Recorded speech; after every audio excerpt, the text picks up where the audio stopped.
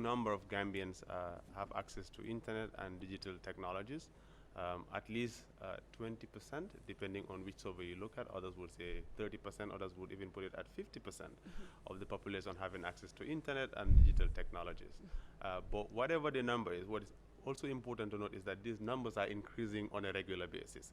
And the Gambia has a very youthful population, and everywhere in the world, young people are increasingly embracing technology as a means of getting in touch, as a means of engagement, socially, politically, and in all aspects of life.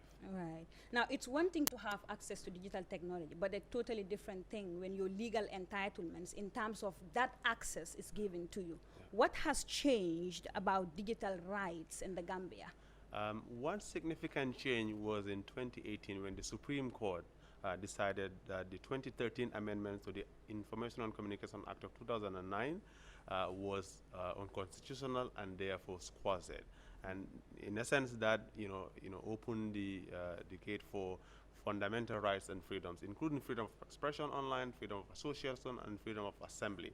And these are fundamental rights. These are rights that are recognized as fundamental human rights online as well as offline. So that's a very significant move away from the JAME era, and that's an important component of digital rights enjoyment in this country. We did mention that the Gambia is blessed with a youthful population that is very much technologically savvy. Yeah. I mean, how are Gambians generally, when you look at the bigger picture, how are they using digital technology? Is it all too good? Well, it's all good. It's somehow difficult and sometimes a little bit ugly. We have, one or two stories of very bad news in terms of the use of technology, violation of privacy rights, cybersecurity issues, a lot of exposure of, unwanted content online. So those are issues that we really don't want to see on the cyberspace. And very recently in the news, we saw also some cases of cases of hacking that led to disappearance of sums of money in this country. It's all related to digital technologies, and that's something that we don't want in this country. So as a result, there is need for increase in infrastructural security, also increase in raising awareness in terms of cybersecurity, issues around digital rights, and so on. So, but in a broad sense, a lot of people using technologies for good, using technologies, to engage with their families. Almost every family has a WhatsApp group now. A lot of people are also using technology to engage politically, especially the young people. This is very, very important in terms of, them enjoying their political rights in a new democratic dispensation. Very, very well, Mr. Kandeh. I mean, there was a forum held earlier today about digital rights. Tell us more about this forum. Yeah. We looked at the status of the internet in terms of what is happening and what is the way forward, because as you know, 2021 is such an important year. It's going to be a huge test on our democracy. In a lot of countries around the sub-region in sub-Saharan Africa, there's this notion that governments control, they want to shut down the internet. So the forum was part of, the assessment we looked at was, is the government going to shut down or not going to shut down the internet in 2021 election? And the message is very clear. The internet is an important component of people's life. It becomes a very, very serious issue if you think about internet shutdown. In fact, it becomes a national security threat in terms of shutting down the internet just for political reasons. So we do hope that in the new dispensation, as we saw in 2016, we are not going to have that in 2021. We're going to have a much more free and open society, and people would be also more responsible in the kind of information that they're going to share online. Right. So those are some of the issues that we discussed today. And then, of course, Mr. Kandeh, when we talk of, missed opportunities on digital rights, what exactly do we mean by that? If you look at it, the Gambia is a very small country.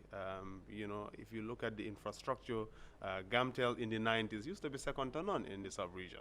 But unfortunately, we are one of the few countries that are lagging behind when it comes to internet penetration. Our immediate neighbor has doubled the internet penetration that we have in this country. And that's something that we really should work on in terms of providing access, especially to rural aspects of the country, to make sure that more people have access to internet. And then that way you encourage innovation, and that will help leverage development. In fact, the ICT subsector is one of the greatest contributor to the national economy as we speak. So it's an important economic, social, and political aspect in the Gambian lives. Right, and then of course, talking about access to internet access in the Gambia. What are the main issues impeding the access to internet in the country?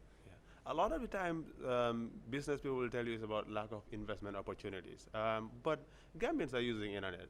We all have our phones, we have our laptops, we have our tablets, and they're all connected to the internet. And we use it. But at some point, the internet is very expensive. So there are issues that we've identified. One of those is the issue of capital in terms of investment on ICT. But the government of the Gambia, I think around 2018, 2019, I'm not sure about the dates, but laid the national fiber broadband network. And this network is available to all the private sectors. They can come and make use of this and invest. And that way, the more internet access, the more competition we have, probably the cheaper the service and the higher the quality of service. Because if you look at it also, the Gambia has one of the most expensive internets in the sub-region. And those are issues that affect consumers. The more expensive it is, the less people will have access to it. And, those affect, innovation, affect development, and so on and so forth. All right, now very briefly before we let you go, I mean, everybody uses WhatsApp and Facebook, the Instagrams and so on. Even my grandmother at home uses WhatsApp. So perhaps we're very much unaware of, I mean, some of our legal entitlements when it comes to using some of these technologies. So briefly just wanted to know, what does it mean violating somebody's digital rights? What is the punishment? How grave of a crime is it?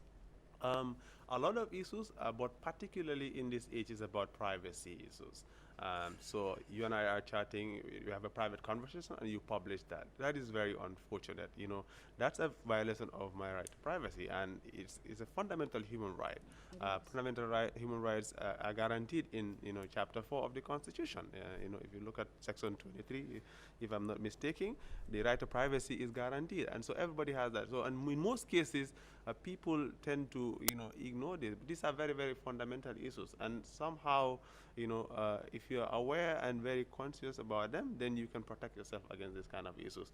And but otherwise, the danger is that a lot of people end up leaving the internet or not using it for what it is intended for, or for the good purpose for which it was intended, and that harms the healthy use of the internet for development and growth.